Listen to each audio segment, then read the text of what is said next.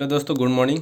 देखिए, आज आप लोग को भारतीय संविधान में शिक्षा संबंधी प्रावधान, मतलब कि जो भी आप लोग सीटेट बीटेट या फिर एस्टेट जो भी देंगे या फिर कोई भी टेट का एग्ज़ाम देने वाले हैं, ठीक है, या फिर बीएड डीएलएड का एग्ज़ाम देने वाले हैं, जो भी टीचर बनने वाले हैं या कुछ भी, तो ये आप लोग को जानना बहुत ही अति आवश्यक हो जाएगा। इतना कम से कम नॉलेज रखना ज़रूरी हो जाएगा, ठीक है, कि शिक्षा से रिलेटेड कौन किन किन अनुच्छेदों का प्रयोग किया गया है। ठीक है, तो देखिए एक एक करके हम लोग देखेंगे क्या क्या इंपॉर्टेंट अनुच्छेद है।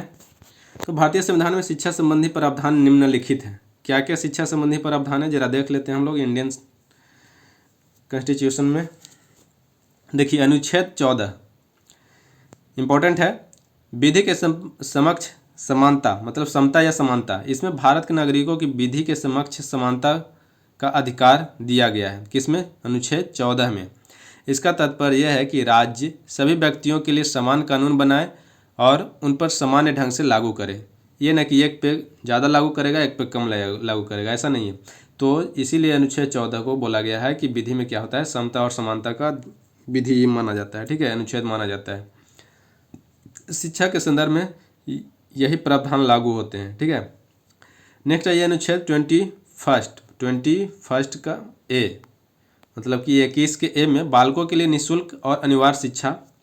आप लोगों को क्वेश्चन में दे देंगे कि बालकों के लिए निःशुल्क और अनिवार्य शिक्षा कौन सी अनुच्छेद में है, तो आप लोग को लगा के आना पड़ेगा 21 का ए में, ठीक है। कहने का मतलब है कि 6 से 14 वर्ष तक के सभी बच्चों को निःशुल्क और अनिवार्य शिक्षा उपलब्ध करानी होगी। यह राज्य द्वारा निर्धारित कानून के अंतर्गत होगा, ठीक है। तो अनुच्छेद 21 के ए में ये है। अनुच्छेद 23 में क्या कहता है कि स्त्री तथा बच्चों के क्रय या विक्रय या उनकी अनैतिक व्यापार दंडनीय है, ठीक है। क्रय या विक्रय या फिर उनकी अनैतिक व्यापार करना जो क्या हुआ वो दंडनीय है। मतलब कि कोई भी बच्चा को जैसे बेच दिया या कुछ कर दिया, तो इसका क्रय विक्रय करना क्या है, अनैतिक दंडनीय है। तो ये अनुच्छेद आप लोग का अनुच्छेद 23 के तहत आप लोग को दंड दिया जाएगा, ठीक है। अनुच्छेद 24 में क्या है कि 14 वर्ष तक के बच्चों को कारखानों या जोखिम भरे कार्यों में लगाना दंडनीय है। ये दंडनीय अपराध है, ठीक है। ये अनुच्छेद 24 में बोला गया है। अनुच्छेद 28 में बोला गया है कि राज्य को सिर्फ शिक्षण संस्थानों में धार्मिक शिक्षा या उपासना का निषेध। राज्य को सिर्फ मतलब ओनली शिक्षण संस्थानों में धार्मिक शिक्षा या फिर उपासना का निषेध है। इसका तात्पर्य यह है कि राज्य निधि से सहायता प्रदान करने वाले किसी भी शिक्षण संस्थान में कोई धार्मिक शिक्षा नहीं दी जाएगी, ठीक है। सिर्फ और सिर्फ धार्मिक शिक्षा नहीं दी जाएगी, यह ध्यान में रखिएगा। अनुच्छेद 28 में बोला गया है। देखिए अनुच्छेद 29 में क्या बोला गया है। अनुच्छेद 29 का ए में, मतलब जिसको बोल सकते हैं 29 का क बोल सकते हैं, ठीक है। तो अनुच्छेद 29 का ए में है कि भारत के राज्य क्षेत्र या उसके किसी मार्ग के निवासी नागरिकों को किसी अनुभाग को जिसकी अपनी विशेष भाषा, लिपि, संस्कृति या उसे बनाए रखने के मतलब कि पूर्णतः अधिकार होगा, ठीक है। यह आप लोग का 19 का क में है या 19 का ए में। 19 का बी या फिर 19 का 2 या ख बोल सकते हैं। नागरिकों को शिक्षा संस्थान में प्रवेश का अधिकार, मतलब कोई भी शिक्षण संस्थान है वहाँ पे प्रवेश करने का, एंट्री करने का मतलब अधिकार दिया गया है 19 के ख के तहत। इसका तात्पर्य है कि राज्य निधि को से सहायता प्रदान करने वाले किसी भी शिक्षण संस्थान में किसी नागरिक को केवल धर्म, जाति, भाषा या इनमें किसी के आधार पर रोका नहीं जाएगा, ये ध्यान में रखिएगा। तो ये 29 के ख में बोला गया है, ठीक है, कि नागरिकों को, कोई भी नागरिकों को इस तरह से नहीं रोका जाएगा कि ये इस धर्म का है, ये उस जाति का है, इसीलिए यहाँ पे नहीं आएगा, ठीक है, या फिर ये वैसा भाषा बोलता है, तो इस धर्म, जाति और भाषा के आधार पे ये नहीं रोका जाएगा किसी भी संस्थान में। नेक्स्ट आइए 30 का ए में क्या बोला गया है कि शिक्षा संस्थानों की स्थापना और प्रशासन करने का अल्पसंख्यक वर्गों का अधिकार होगा। मतलब कि अल्पसंख्यक वर्ग जो होते हैं, जिसको माइनॉरिटी जिसको बोलते हैं, ठीक है। माइनॉरिटी में जैसे सिख, ईसाई, मुस्लिम, ये सब चीज़ें आ जाते हैं, माइनॉरिटी में आ जाते हैं। इसका तात्पर्य है कि कोई भी अल्पसंख्यक वर्ग अपनी पसंद का शैक्षिक संस्थान, मतलब शैक्षणिक संस्थान चला सकता है और सरकार उसे अनुदान देने में किसी प्रकार का भेदभाव नहीं करेगी। तो मतलब जो भी हैं यहाँ पे माइनॉरिटी वर्ग के लोग, ठीक है, वो अपने मतलब कि शैक्षणिक संस्थान चला सकते हैं और सरकार उन्हें मतलब कि प्रोत्साहन कर सकती है, अनुदान देने से इनकार नहीं कर सकती है। तो ये अनुच्छेद 30 के एक में है या फिर क में बोल सकते हैं। अब अनुच्छेद 30 का 2 में क्या है कि शिक्षा संस्थाओं को सहायता देने में राज्य किसी शिक्षा संस्थान के विरुद्ध इस आधार पर विभेद नहीं करेगी कि वह धर्म या भाषा आधारित किसी अल्पसंख्यक वर्ग का है।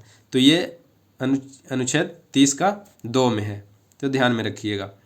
अनुच्छेद 45 में कहा गया है कि राज्य संविधान लागू होने के 10 वर्ष के अंदर 6 से 14 वर्ष तक के आयु के बालकों के लिए निःशुल्क एवं अनिवार्य शिक्षा देने की व्यवस्था करेगा। ये अनुच्छेद 45 में बोला गया है।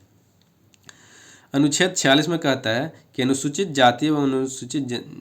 जाति और जनजाति और अन्य दुर्लभ वर्गों को शिक्षा आर्थिक हित की वृद्धि तथा सोपान की रक्षा से क्या करेगा, रक्षा का प्रयास करेगा। ये अनुच्छेद 46 में है। अब देखिए अनुच्छेद आप लोग का आ जाता है, बहुत ही इंपॉर्टेंट है, सीटेट की दृष्टि से देख लीजिएगा। 434 मतलब कि 343 जो है, संघ की राज्य भाषा कैसी होनी चाहिए, हिंदी होनी चाहिए। राज्य भाषा हिंदी और लिपि कैसी होनी चाहिए, देवनागरी होनी चाहिए। तो लिपि देवनागरी होनी चाहिए, ठीक है। ये सब क्वेश्चन पूछ लेंगे, तो ध्यान में रखिएगा कि किस अनुच्छेद के तहत जो है राज्य भाषा हिंदी होगी और लिपि देवनागरी होगी। तो अनुच्छेद 343 के अंतर्गत, ठीक है। अनुच्छेद 350 के तहत है कि प्राइमरी लेवल मतलब कि प्राथमिक स्तर पर मातृभाषा में शिक्षा देना, ठीक है। तो प्राइमरी लेवल में किस भाषा में, तो मातृभाषा में क्या देना है, शिक्षा देना है। प्राइमरी जो भी 1 to 5 जो बच्चा है, 1 to 5 का क्लास का बच्चा, उसको अपने मतलब की लैंग्वेज में, मतलब कि वहाँ पे जो क्षेत्रीय लैंग्वेज है उस क्षेत्रीय लैंग्वेज में उसको शिक्षा देना है, ठीक है, ताकि उसको ज़्यादा से ज़्यादा समझ में आए। ये ना कि यहाँ पे हिंदी भाषी है और पढ़ा रहे हैं उसको इंग्लिश में, तो बच्चा समझ ही नहीं पाएगा, तो क्या सीख पाएगा वो, ठीक है।